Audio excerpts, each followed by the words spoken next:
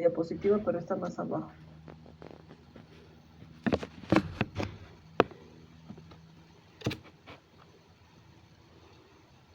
Anda bajando. Diapositiva 21 dice virus de la inmunodeficiencia humana. Doctora, estoy en virus de la inmunodeficiencia humana. En la pantalla dice, pero no se ha cambiado. Sigue con infecciones perinatales.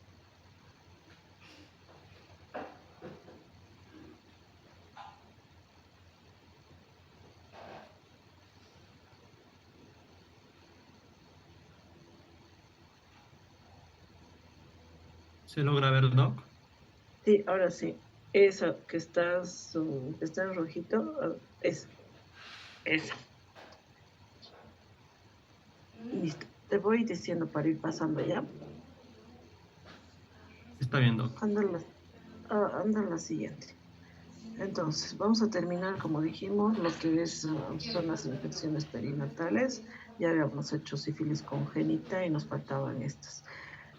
El HIV, que es el virus de la inmunodeficiencia humana, es aislado por primera vez en 1983 y es el agente causal del síndrome de la inmunodeficiencia humana adquirida, que es el SIDA.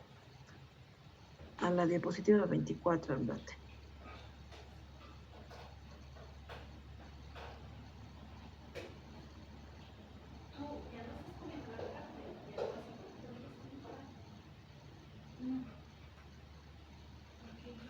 Esta es, Doc. Esta es, Doc. Factores de transmisión. Mecanismos de transmisión, sí.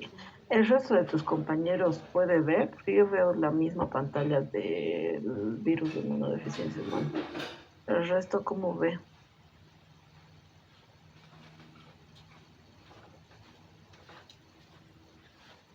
Igual, doctora.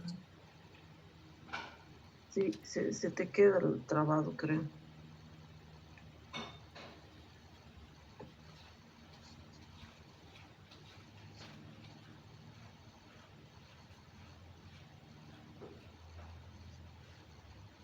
Ya, déjalo ahí. Entonces, los mecanismos de transmisión del HIV tenemos antes del nacimiento, a través de microtransfusiones o a través de la placenta, durante el trabajo de parto y tenemos a través de las secreciones célico-vaginales y después del nacimiento con la lactancia materna, con la leche materna. Por eso que todo paciente expuesto perinatal al HIV, acuérdense que cuando hemos avanzado lactancia materna, hemos dicho que tenemos que suspender la lactancia materna. ¿Cuáles son los factores de transmisión materna? La concentración del RNA viral, que quiere decir la carga viral de la madre. En el plasma cercano al nacimiento, la cantidad de linfocitos CD4, cuán avanzada está la enfermedad de HIV y si tiene alguna infección concomitante, ya sea sífilis, herpes u otras, tienen mayor riesgo de transmisión de madre a hijo. ¿Cuál es la transmisión por lactancia materna? Dijimos que la lactancia contiene diversas partículas virales y eso va a depender mucho de la carga viral materna. Mientras más carga viral tenga la mamá, va a tener mayor predisposición al niño a infectarse. Con la lactancia materna, los leucocitos infectados van a pasar al recién nacido y vemos que la mucosa intestinal del lactante es el sitio donde se produce la reabsorción, ¿no?, de estos leucocitos infectados. Si puedes pasar a la 27.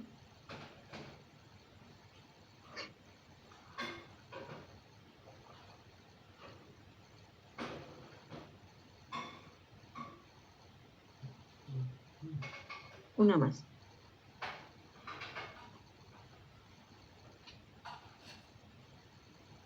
Gracias. Entonces, ¿cuáles son los factores de riesgo de transmisión perinatal? Tenemos factores biológicos, que puede ser bueno, el sexo femenino es más propenso a contraer la infección. En cuanto a la edad, cervix y mucosa vaginal más favorables para contraer la infección en la adolescencia, y las infecciones de transmisión sexual, dijimos que incrementan la transmisibilidad, como por ejemplo sífilis, gonorrea, el herpes, papillomas o algún tipo de lesión tipo úlcera. Pasamos.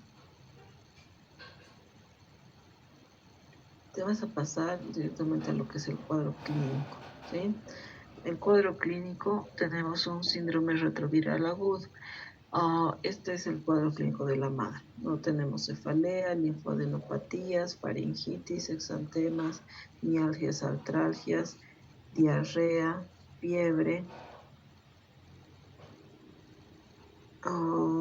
Suelen tener una evolución larga, como de 10 años.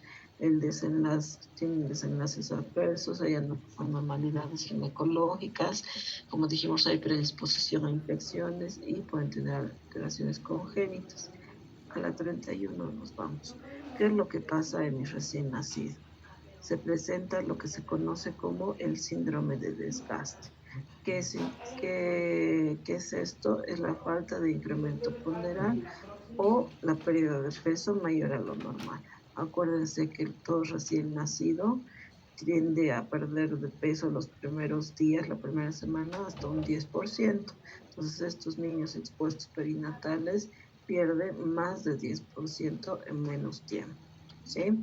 Y la falta de incremento ponderal, acuérdense también que hasta el mes tienen que incrementar entre un 25 a 50% gramos día. Entonces estos niños incrementan en menos porcentaje, ¿sí? No tienen una mala progresión de peso. Seguimos. ¿Cuáles son las enfermedades oportunistas? Cándida, herpes, moluscos infecciosos, neumonía, tuberculosis y citomegalovirus dentro de los más comunes. Seguimos. El diagnóstico. Para la prevención de la transmisión placentaria temprana, nosotros tenemos que realizar una prueba rápida o ELISA en el primer trimestre. ¿Sí? Por eso es importante los controles prenatales de las madres. Siempre todo control prenatal, tanto en el primer semestre como el tercer trimestre, se hace la pesquisa serológica de estas enfermedades, ¿sí? Entonces, eso se refiere. Entre el primer trimestre, realizar una prueba rápida o ELISA y en el tercer trimestre también. Si tenemos detección de virus en fetos de 13 a 20 semanas, es una prueba diagnóstica, un ELISA positivo, o tenemos que repetir un ELISA confirmatorio o hacer la confirmación por Western Blot. Seguimos. Entonces, las pruebas de tamizaje que hemos dicho recién, nos van a dar la detección de los anticuerpos, siempre primero y tercer trimestre, y hay que hacer una prueba confirmatoria, ¿sí? Seguimos. ¿Cuál va a ser el tratamiento de mi recién nacido si es que yo encuentro un HIV positivo, si es que yo confirmo el diagnóstico? Va a depender de la situación clínica de mi recién nacido, ¿sí? Voy a tener tres escenarios, bueno, 4 escenarios. Les voy a pasar el tratamiento actualizado por Moodle, ¿ya? Donde mi primer escenario va a ser una mujer embarazada con HIV positivo que ha recibido el tratamiento el momento hasta el momento de la terapia antirretroviral. O sea, mi primer escenario va a ser toda mujer embarazada que ya tenía el diagnóstico de HIV positivo y que ha recibido tratamiento antes. Mi segundo escenario va a ser mi paciente HIV positiva diagnosticada en el primer momento momento, en mi primer trimestre, mi primera pesquisa, ¿sí? El escenario 3 va a ser mi madre positiva en el tercer trimestre y mi madre y mi escenario 4, que es el último escenario que está en los protocolos, es toda madre HIV positiva que, que se ha diagnosticado en el último momento. O sea, son aquellos partos expulsivos donde desconocía a la madre que era HIV positivo, donde no ha recibido ningún tipo de tratamiento, ningún tipo de profilaxis, ¿sí? Entonces, yo a mi recién nacido voy a, tanto en el primer como en mi segundo escenario, voy a ofrecer AZT, 2 miligramos kilo peso cada 6 horas. Y en caso de que sea mi escenario 3 o 4, no solamente voy a necesitar el AZT, que es la acidobudina, sino la amibudina, que es el 3-TC, y nevirapina. Tengo un tratamiento conjugado. ¿Okay? ¿Cómo yo hago seguimiento a estos pacientes? Una vez que, que la madre es diagnosticada positiva, que yo sé que mi recién nacido es un expuesto viral. Independientemente del escenario que tenga, yo tengo que iniciar el tratamiento antirretroviral inmediato. Todo paciente expuesto, sí o sí se inicia el tratamiento antirretroviral, ¿sí? Si yo voy a confirmar en mi recién nacido con cargas virales, ¿sí? Tengo que hacer bien nazco una carga viral. Si yo tengo cargas virales positivas, voy a continuar con el tratamiento profiláctico hasta que se me negativice, ¿sí? Cuando dejo de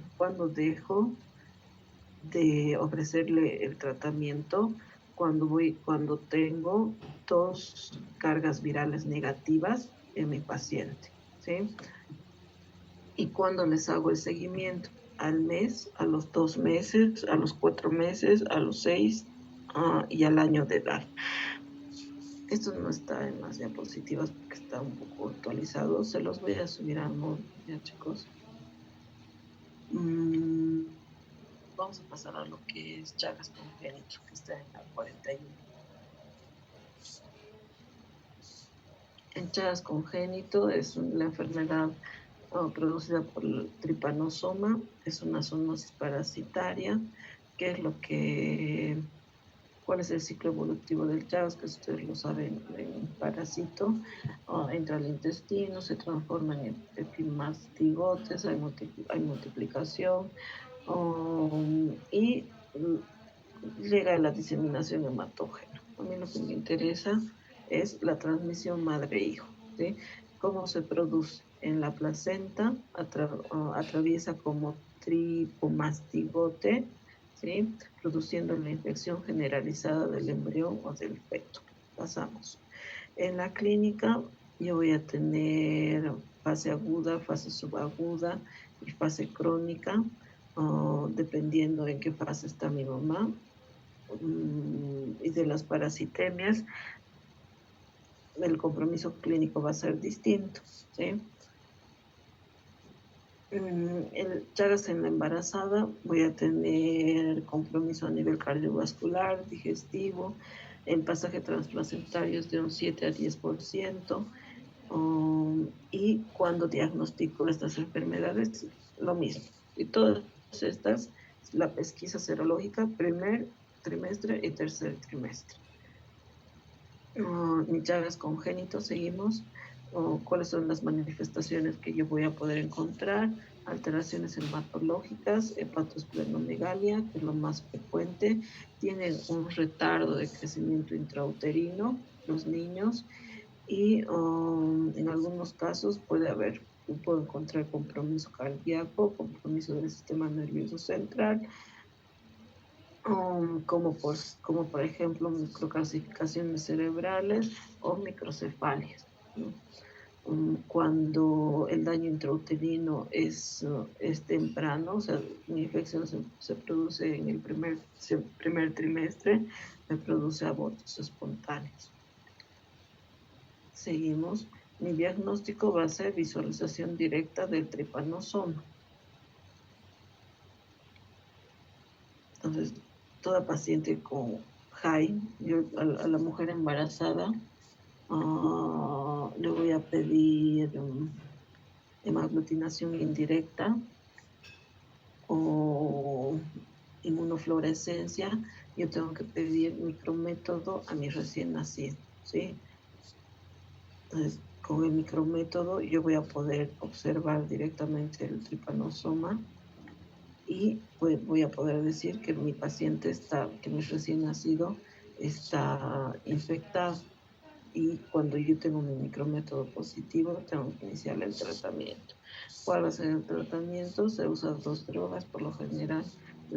El Besnidazol es de uso común, de 5 a 10 miligramos kilo peso día. Mi segunda droga puede ser el Nifortimox, de 10 a 15 miligramos kilo peso día. Seguimos. Una vez que yo tengo mi micrométodo positivo, a los 15 días del tratamiento, tengo que pedirle a mi recién nacido una parasitemia, ¿sí? ¿Y qué pasa si mi parasitemia continúa positivo? Puede ser porque el tratamiento que le estoy administrando es inadecuado por dosis baja, por ejemplo, o porque mi paciente rechaza la medicación y tiene vómitos cada vez que la mamá le administra la medicación, ¿sí? Entonces, o puede ser que esté con una presencia de una cepa resistente. Entonces tengo que cambiar el tipo de medicación. Tengo que hacer controles hematológicos y hepatogramas, ¿sí? El control serológico al finalizar el tratamiento y luego cada 3 meses hasta observar su negativización en 2 controles sucesivos. Casi todas las enfermedades congénitas, para retirar el tratamiento, yo tengo que tener dos controles negativos, ¿sí? Seguimos. Por último, tenemos toxoplasmosis congénita. Esta enfermedad es producida por el Toxoplasma gondii. Seguimos. El factor de riesgo que predice la enfermedad aguda en las mujeres embarazadas es el consumo de carnes mal cocidas de cordero, res y animales de caza. Y asimismo el contacto con tierra y al viajar fuera de Europa y Norteamérica también son factores asociados, ¿no? Cuando está sobre todo expuesta a las deposiciones del gato, nosotros decimos, ¿no? ¿Cuál es el riesgo de transmisión de la madre al feto?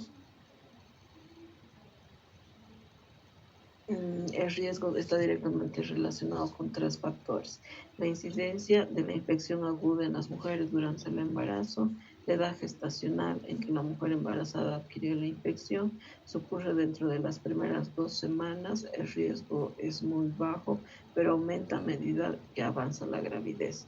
Y los programas de salud instituidos para prevenir, diagnosticar y tratar la infección durante el embarazo son muy importantes. ¿Cuáles son las secuelas clínicas en el niño infectado congénitamente? Por lo general, la infección en el recién nacido es subclínico, ¿sí? En el 85% de los casos. Y lo que yo puedo encontrar más bien en la mujer embarazada en el recién nacido es una coriorretinitis en la segunda o tercera década de la vida. Manifestaciones clínicas de la infección en el embarazo. Esto es en la mujer, ¿no? En la mamá. Voy a encontrar, la mamá va a tener linfadenopatías que pueden persistir meses. Y en el recién nacido, ¿qué es lo que encuentro? La tríada clásica de la toxoplasmosis congénita es la tríada de Sabin, que tiene hidrocefalia, calcificaciones cerebrales y coriorretinitis. Pero también puedo encontrar anemia, ictericia, de patolosplenomegalia, trombocitopenias, y si está muy avanzada la infección a nivel de ojo, puedo inclusive encontrar ceguera en los recién nacidos.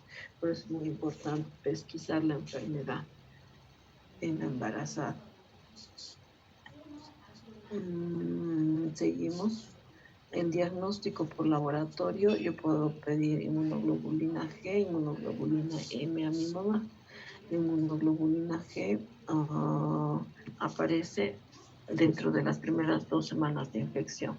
Cuando es G positiva la madre, por lo general se refiere a que tiene una infección aguda, perdón, una infección crónica vieja, o sea que ya he estado infectado, ¿no?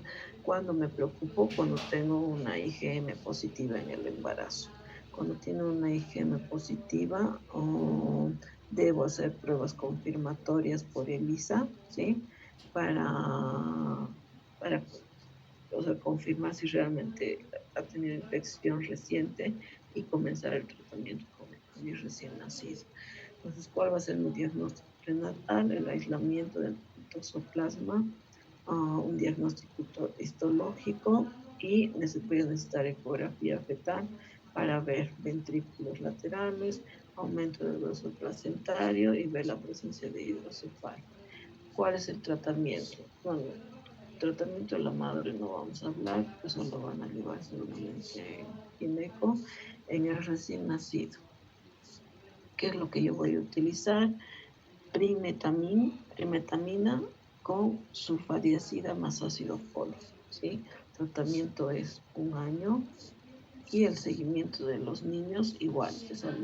Una vez terminado el tratamiento, tengo que hacer el seguimiento al mes, 2 meses, 6 meses y 1 año posterior para ver que haya negativizado todo. ¿Cuál es la prevención de la toxoplasmosis? Va a ser el consumo de agua potable, evitar contacto con alimentos contaminados, ¿sí? Sobre todo la educación de la madre. Con esto ya hemos terminado todo lo que es infecciones perinatales. Seguramente alguien ha controlado la hora, seguramente ya se va a cortar un ratito. Acuérdense de lo que se... Hola, ahora que se corte, vamos a esperar. Ya puedes dejar de grabar, Víctor. Está bien, doctor. Gracias. Anótate mi teléfono, porfa. Voy a poner en el grupo, en el chat, ¿ya? O te puedes anotar 65 30. Espera.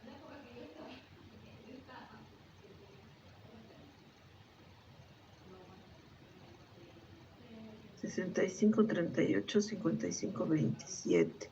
O a Aitana le puedes pedir mi número, porfa. Estos 10 minutitos para que... Creo que ya tienes, pero el otro, ¿no? La otra diapositiva. Sí, doctora.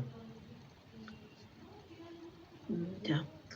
Entonces hagamos una cosa. Ahora voy a finalizar y en 10 minutos nos volvemos a ver para hacer antibióticos. ¿Ya? Tomen agüita, despierte. Antes de que se salgan, ¿alguien ha sacado fotos del chat de quienes están en la clase? Sí, Doc, acabo de sacar foto. Ah, ya. Ya, me los pasan a mi WhatsApp. Nos vemos en 10 minutos, chicos. Vean al fondo de un salón de eventos. No lo dudo, amigo mío.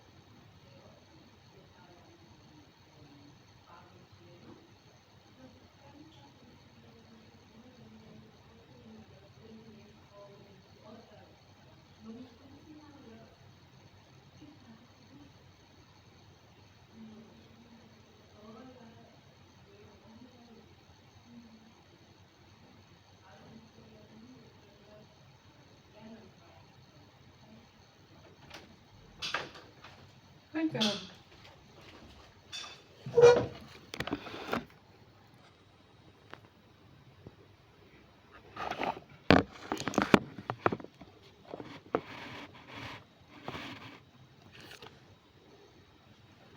Ya está grabando, Doc.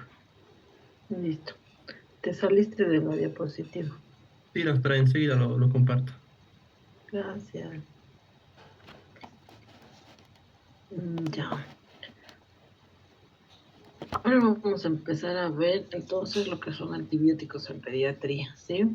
Si bien van a notar que no están kilo peso dosis los antibióticos que vayamos repasando, lo que me interesa ver, o lo que me interesa es que repasen los grupos de antibióticos, ¿sí? Porque en el internado que tenemos en el hospital hemos visto de que no les queda bien claro qué antibióticos, a qué la gentamicina, a qué grupo de antibióticos pertenece, la claritromicina, a qué grupo de antibióticos pertenece. Entonces, a pesar que seguramente ustedes en farmacología ya han llevado, ¿no?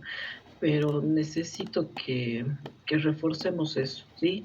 Los grupos de antibióticos, obviamente que más usamos en pediatría, como les dije, si bien no están kilopeso dosis, puede que mencione mientras se va exponiendo los más usuales, pero lo más importante, lo más relevante, lo que quiero que les quede bien claro son los grupos de antibióticos, ¿sí? Que usamos, porque como les dije es algo que tienen que tenerlo muy claro cuando estén haciendo su internado, por favor. No tengan falencias en este tema, porque es algo bien básico que tienen que saber. Y hemos visto que tienen bastante falencia en el internado. Así que vamos a empezar, ¿sí? Entonces, los antimicrobianos, sí, podemos con la diapositiva 2. Los antimicrobianos, al hablar de antibióticos, antivíricos, antifúngicos, parasitarios, son agentes con actividad frente a los microorganismos, tanto bacterias, virus, hongos o parásitos, causando su destrucción o inhibiendo su crecimiento, que se utilizan para prevenir y tratar infecciones. Y los antibióticos. Doctora, no te estamos escuchando. Hola, a ver. ¿Ahí me escuchan mejor? Ahora sí, muchas gracias. Ya, si se baja el micrófono, avísenme, ¿sí? Ya, doctora. Ya, entonces empezamos otra vez. Dentro de las definiciones tenemos que distinguir qué es un antimicrobiano y qué es un antibiótico. Los antimicrobianos son un grupo de medicamentos donde entran antibióticos, antivíricos, antifúngicos y antiparasitarios. Estos son agentes con actividad frente a los microorganismos, tanto bacterias, virus, hongos y parásitos. ¿Qué es lo que hacen? Causan la destrucción de los mismos, inhiben su crecimiento y por tanto se utilizan para prevenir y tratar infecciones que estos provocan. Los antibióticos son medicamentos que combaten infecciones causadas por bacterias, ya sea matando las bacterias o dificultando su crecimiento y multiplicación. Según su origen, los antibióticos pueden ser biológicos, que quiere decir que son sintetizados por organismos vivos, como por ejemplo penicilinas, cloramfenicol. Pueden ser semisintéticos, son aquellos obtenidos por modificación química de antibióticos naturales, como la ampicilina, o pueden ser sintéticos generados mediante síntesis química, como las sulfas. Pasamos a la diapositiva 3, Víctor.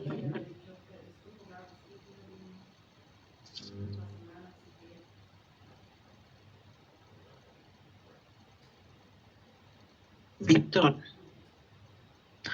Pasamos Doctora, a la 3. Ya cambié, no sé si se logra ver. No, sigues en la misma, en la primera.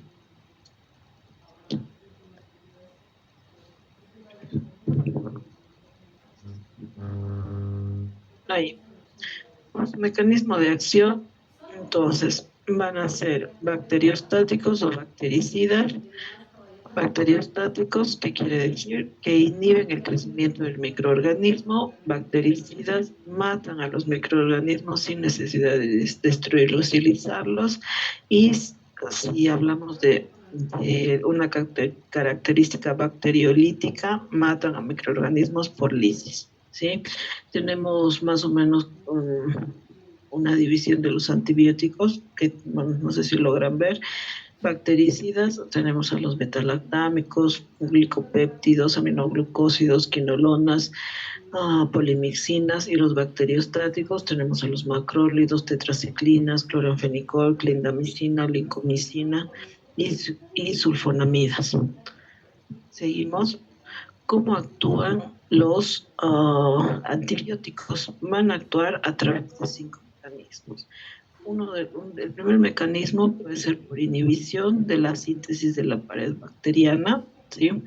Por ejemplo, penicilina, cefalosporinas, vancomicina. El segundo mecanismo es a través de la distorsión de la función de la membrana celular. El tercer mecanismo es por inhibición de la síntesis de proteínas. Cuarto mecanismo es inhibición de la síntesis de ácidos nucleicos, y el quinto es inhibición de la síntesis del ácido fólico. Mediante por su espectro de acción tenemos a las micobacterias, bacilos gram negativos, gram positivos, clamidias y riquecias, ¿sí? Como los gram negativos tienen una pared relativamente fina, con pocas cepas, y los gram positivos tienen numerosas capas de peptidoglucano y ácido teicoico. Seguimos. Cuando hablamos de resistencia a la insulina, nos referimos al mecanismo durante el cual la bacteria puede disminuir la acción de los agentes antimicrobianos. Puede ser una resistencia natural o una adquirida. La natural quiere decir que hay una propiedad específica de la bacteria. Los microorganismos que producen antibióticos son por definición resistentes, y si es una adquirida es cuando cepas de un microorganismo en otros tiempos serán sensibles, que es lo que más pasa ahora actualmente por el mal uso de antibióticos, ¿no? Estamos acostumbrados, por ejemplo, en las enfermedades diarreicas a usar antibióticos, hacer tratamientos empíricos con antibióticos sin la necesidad. Entonces nosotros mismos generamos resistencias, o cuando hay una infección de vías respiratorias altas, una faringitis, una amigdalitis, que pueden ser virales, y nosotros medicamos con antibióticos. Entonces ese mal uso de antibióticos hace que se genere resistencia. Esta resistencia es a través de varios mecanismos. Puede ser por modificación enzimática del antibiótico, a través de alteración de las bombas de salida, cambios en la permeabilidad de la membrana externa y alteraciones en el sitio de acción. Entonces, las grandes familias de antibióticos que tenemos son sulfonamidas y trimetopina, las fluorquinolonas, los betalactámicos. Dentro de estos tenemos a las penicilinas, cefalosporinas, carbapenémicos, monobactames. Otro grupo tenemos a los aminoglucósidos, a las tetraciclinas, cloranfenicol, macrólidos, lincosamidas como clindamicina y lincomicina, los glucopéptidos, vancomicina y teicoplamina. Otro grupo, streptograminas, otro grupo, las oxazolidinonas, otro grupo, las rifampicinas y los antituberculosos. Vamos a comenzar con los betalactámicos, ¿sí? Los betalactámicos son bactericidas. ¿Cuál es el mecanismo de acción que tienen? Inhiben la síntesis de la pared bacteriana, interfiriendo así con la síntesis de peptidoglicano. Y dentro de este grupo dijimos a las penicilinas. Dentro de estas, las benzilpenicilinas, la penicilina G, la procáinica, la benzatínica, la fenoximetilpenicilina. Esta es la única penicilina bioral, pero que no contamos en el país. El resto podemos utilizar intramuscular o endovenoso, y por lo general en pediatría se usa para infecciones respiratorias, ¿sí? Dentro del mismo grupo de las penicilinas tenemos a la cloxacilina, que su uso es más para piel, ¿sí? Las aminopenicilinas, como la ampicilina, es de uso, y la amoxicilina. La ampicilina es de uso endovenoso y la amoxicilina es de vía oral. Y la piperacilina también es de uso vía oral. Aparte de las penicilinas, dentro de los betalactámicos tenemos a las cefalosporinas de primera, segunda, tercera, cuarta, quinta generación. De todas estas, la cefalexina es de uso común en las infecciones urinarias e infecciones de piel, que es de vía oral. De los de la segunda generación tenemos la cefotaxima, que también es de uso común ya cuando los pacientes están internados, cubre gram positivos por lo general, y se usa en infecciones de piel, infecciones respiratorias. Y dentro de los de la tercera generación tenemos ceftriaxona, que también es de uso común. De todos estos medicamentos, la ceftriaxona atraviesa barrera hematoencefálica, entonces nosotros utilizamos bastante en las meningitis. También tenemos la cefixima, que es de vía oral. Su uso por lo general se usa como segunda línea de los tratamientos de infecciones respiratorias, o primera línea de infecciones urinarias. El de cuarta generación, la cefepima, no se suele usar tanto en pediatría, y los de quinta generación tampoco. Otro grupo dentro de los betalactámicos están los monobactámicos y los carbapenémicos. Dentro de estos, los carbapenémicos, imipenem, meropenem, también son de uso en pediatría como drogas de tercera línea en las infecciones de los pacientes, independientemente si es respiratorio, urinario, gastrointestinal. O sea, todos aquellos, cuando nosotros internamos a un niño, tenemos una primera línea. A medida que vayamos avanzando las patologías, ahí es donde vamos a ver las dosis exactas, ¿sí? Pero empíricamente siempre comenzamos con una primera línea de antibióticos. Por ejemplo, una infección respiratoria, una neumonía, mi primera línea va a ser ampicilina, mi segunda línea va a ser una cefalosporina, ceftriaxona o cefotaxima, y una tercera línea recién va a ser imipenem, meropenem, ¿sí? Entonces, estos dos medicamentos se usan tanto en neonatología como en pediatría como tercer esquema de cualquier cuadro patológico. Pasamos.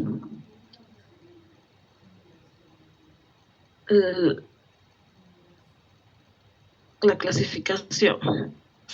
La clasificación de las penicilinas pueden ser naturales o pueden ser semisintéticas, ¿sí? Las semisintéticas tenemos las aminopenicilinas, los derivados del ácido 6-metoxipenicilina,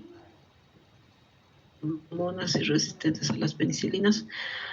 Dentro de los naturales tenemos a la penicilina G o benzilpenicilina,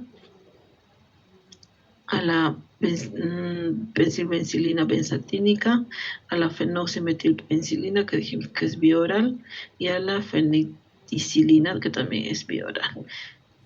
Y dentro de los resistentes a los betalactámicos, de todos estos, como dijimos, la cloxacilina y la dicloxacilina son de mayor uso en pediatría para infecciones de piel. Después, seguimos. Tenemos las carboxipenicilinas y las ureidopenicilinas, que por lo general no lo usamos en pediatría.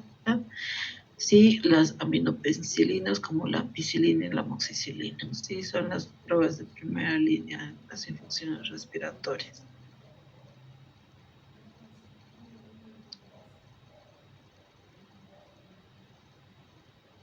Entonces, ¿cuál es el mecanismo de acción de las penicilinas? Dijimos, actúan interfiriendo en la síntesis de la pared bacteriana, ¿sí? En la última fase de la síntesis del peptidoglicano de la pared celular, produce una rigidez de la pared celular, ¿sí?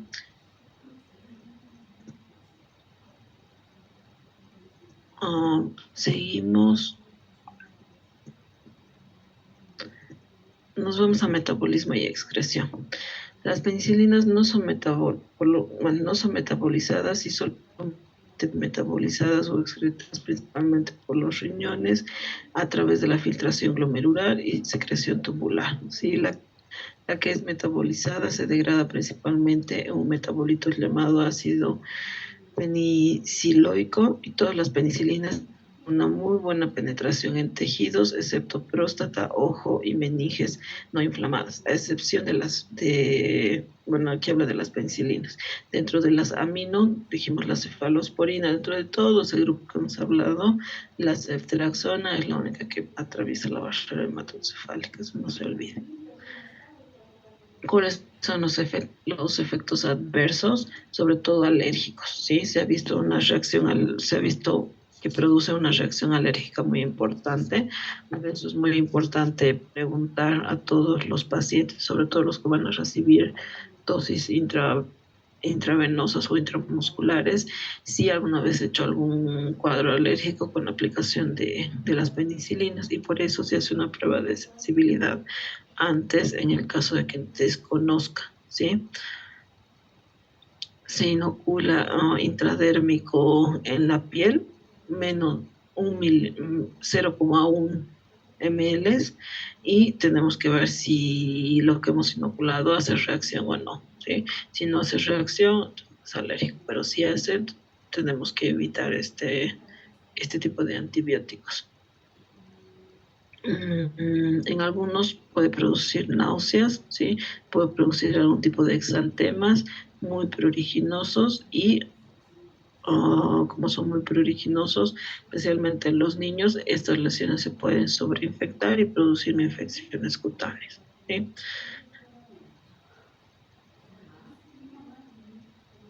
Cuando se utilizan a dosis muy altas, pueden causar alteraciones a nivel del sistema nervioso central, incluyendo convulsiones.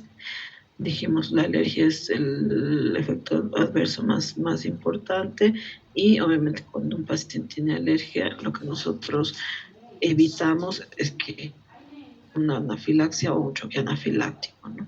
Y que se me deteriore el paciente. Nos vamos a las cefalosporinas, 18. Las cefalosporinas, un poquito de historia. 1948 se aisló la primera cefalosporina. Seguimos. ¿Cuál es el mecanismo de acción? Se unen a la inhiben la síntesis de la pared celular, ¿sí? Las cefalosporinas tienen unas diferencias estructurales que contienen propiedades diferentes, tales como la resistencia a las beta-lactamasas, por tanto tienen una facilidad para alcanzar su sitio de acción y afinidad. Seguimos. Dijimos, las cefalosporinas se clasifican en primera, segunda, tercera, cuarta generación. Ya los hemos descrito. Nos vamos a ir al 21, si puedes, ¿sí? Los de la primera generación, dijimos, el que nosotros utilizamos es la cefalexina. La dosis es 50 miligramos kilo peso día. Por lo general se usa en infecciones de piel o infecciones. Su mecanismo, como dijimos, va a estar va a servir para fluidos o tejidos corporales, se metabolizan parcialmente y se eliminan por la orina. Por eso se usan las infecciones urinarias también, ¿sí? Los de segunda generación, de estos, el que más se usa es la cefoxitina y la cefuroxima. También esto se usa para articulaciones, tejido bronquial y pleural, ¿sí? Se eliminan por la orina. También se puede utilizar en infecciones urinarias y estos no se metabolizan en el hígado. Dentro de las de tercera generación, los de uso más común es la ceftriaxona, que la dosis va a depender de la patología, pero por lo general es de 50 a 100 miligramos kilo peso día. 50-80 en infecciones urinarias, 80 en infecciones respiratorias y 100 miligramos kilo peso cuando yo tengo meningitis, ¿sí? Cuando decimos voy a aplicar ceftriaxona dosis meningia, tengo que aplicar la dosis máxima, que es 100 miligramos kilo peso día. Y dentro y los de la vía oral tenemos a la cefixima, de la dosis es 8 miligramos kilo peso día, y lo que tiene de lo beneficioso de este antibiótico vía oral es que la administración es cada 24 horas. Dentro de los de cuarta generación, por lo general en pediatría no los usamos. Lo que se ha visto de la cefalosporina es que tienen muy baja toxicidad, ¿sí? Pasamos. Y la indicación, como muchos, neumonía, infecciones urinarias, meningitis, sinusitis y septicemia. Cuando yo tengo una septicemia, voy a utilizar o cefotaxima de 100 a 150 miligramos kilo peso día, o ceftriaxona 80 miligramos kilo peso día. Acuérdense, en las meningitis solamente uso ceftriaxona 100 miligramos kilo peso día, ¿sí? ¿Cuáles son los efectos adversos? Me pueden producir hipersensibilidad, pueden producirme alergia también, pero no es tanto como las penicilinas. Pueden producir tromboflebitis, náuseas, vómitos. Pasamos a otro grupo de antibióticos, que son los carbapenémicos. Son antibióticos betalactámicos sintéticos bicíclicos que poseen un núcleo común llamado carbapenema, ¿sí? Dentro de estos, imipenem, meropenem son los de mayor uso.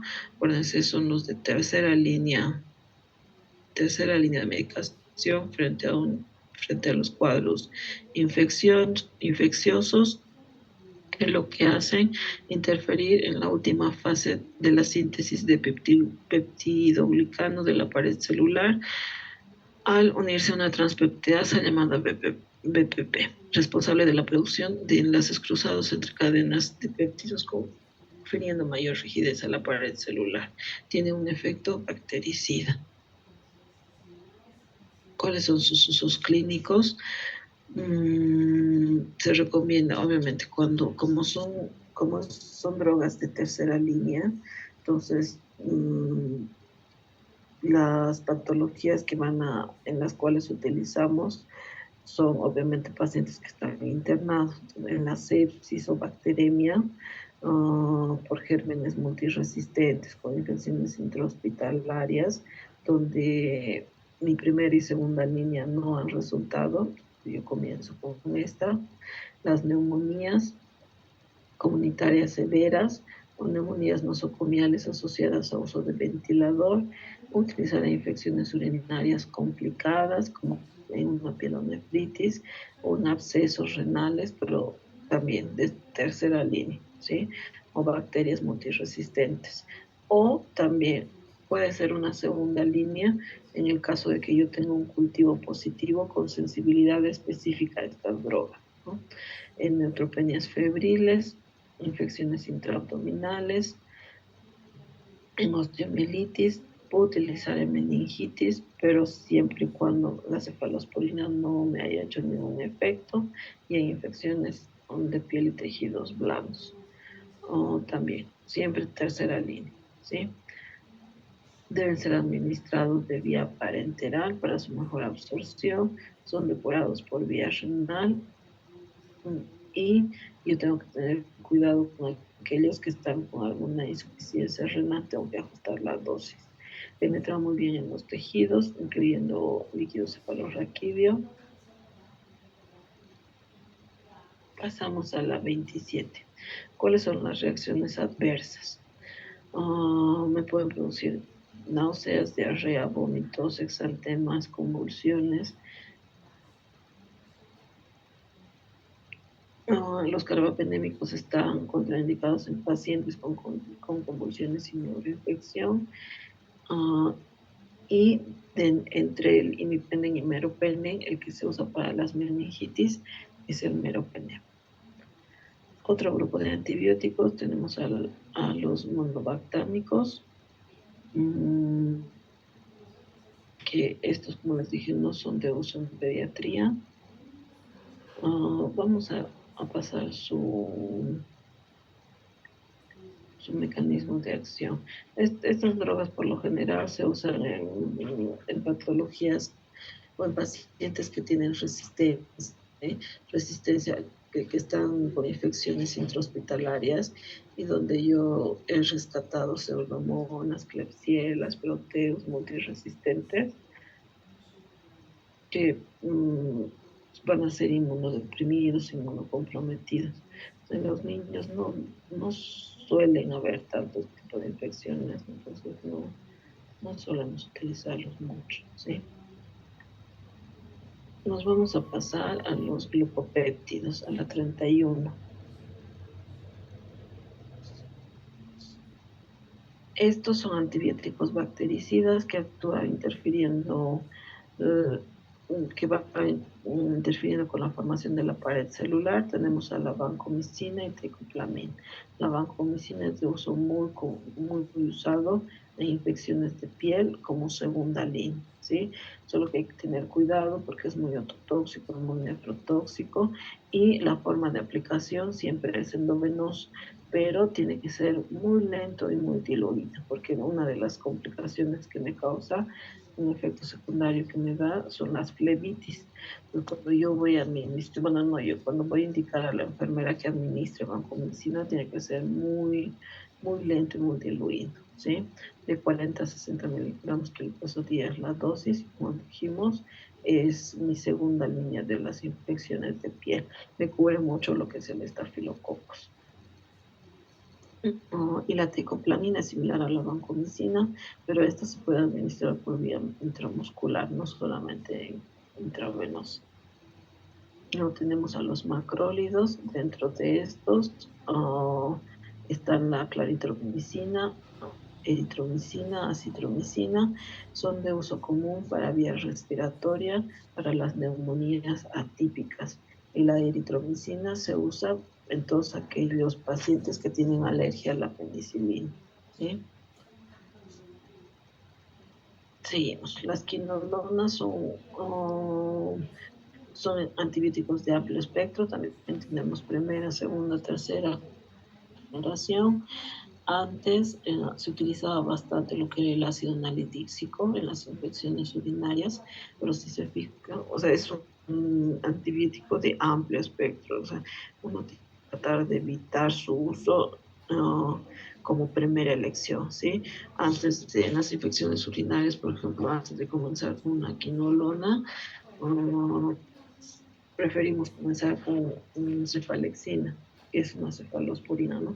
Si no mejora recién, me puedo ir a la norfloxacina o la ofloxacina. La ciprofloxacina, que es de segunda generación, se suele utilizar en pacientes adolescentes, no en niños pequeños. Y de tercera generación, la levofloxa, también en niños adolescentes, en pacientes adolescentes. Pasamos. El ácido nalidíxico, como vimos, se usaba mucho en lo que es infecciones del tracto urinario para tratamiento y profilaxis. De estos, la levofloxacina es el que usan también bastante infecciones de vías urinarias y también alguna vez respiratorias. Y ¿cuáles son las contraindicaciones? Mujeres embarazadas, niños en fase de lactantes, niños en fases de crecimiento. Por eso no se suele usar en niños pequeños, sino solamente en adolescentes, pacientes con bradicardia, arritmias, epilépticos, y no se recomienda utilizar con antiarrítmicos.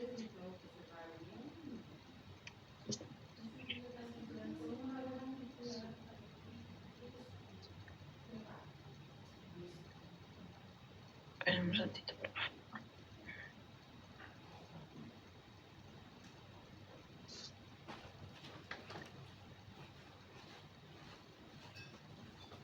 Pon pausa a la grabación, Víctor, un ratito.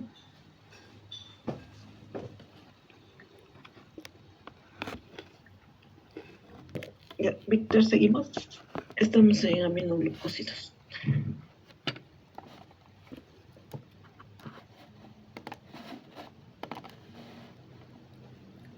La 36.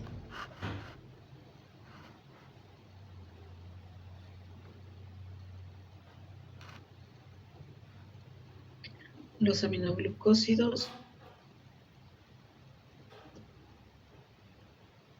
su principal indicación es el tratamiento para infecciones causadas por bacterias aerobias. Dentro de estos tenemos gentamicina, tobramicina, amica, estreptomicina, neomicina y kanamicina. ¿Cuál es su mecanismo de acción? El inicio de la síntesis proteica. Los de uso en la gentamicina es droga de primera línea, asociada a ampicilina con gentamicina en cuadros sépticos, y en pediatrías de segunda línea. Me sirve para infecciones urinarias, pero igual tengo que tener mucho cuidado porque es nefrotóxico y ototóxico, ¿sí? Dentro de estos, la amicacina es mi esquema de tratamiento superior a la gentamicina, ¿sí? La tobramicina y neomicina puedo encontrar bastante para uso tópico en cremas, en colirios oftálmicos. Dentro de sus efectos adversos, como dijimos, tienen mucha ototoxicidad y nefrotoxicidad. A nivel coclear me pueden producir acúfenos, hipoacusia, sordera, vestibular, cefaleas, náuseas, vómitos, ataxias, y a nivel de los riñones, proteinuria, y puedo encontrar cilindros en mi examen de orina. Tiene un menor filtrado glomerular. Dentro de las tetraciclinas, esto grupo, pasamos a la 38. Estas tienen un efecto bacteriostático, inhiben la síntesis proteica. Sobre todo me sirve para gram positivos como el Staphylococcus aureus, neumococos. Me sirve también para gram negativos, brucelosis, Neisseria, Haemophilus influenza, protozoos como Entomia histolítica, rickettsias, micoplasmas y clamidias.